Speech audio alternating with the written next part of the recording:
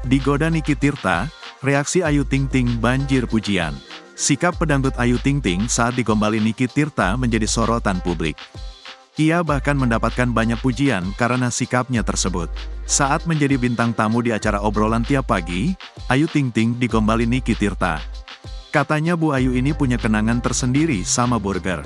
Dulu susah banget buat makan burger aja, kamu gak mau cari pasangan yang bisa bikin burger, ujar Niki Tirta dikutip Rabu, tanggal 29 Mei tahun 2024. Ditanya begitu, Ayu Ting Ting pun menanggapinya dengan guyonan.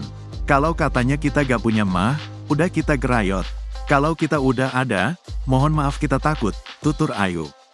Meski begitu, ibu satu anak ini langsung menegaskan bahwa jawabannya hanya candaan semata.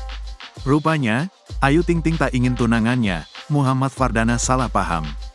Bercanda sayang, Fardana, ini mah cuma hiburan, ucap Ayu Ting Ting.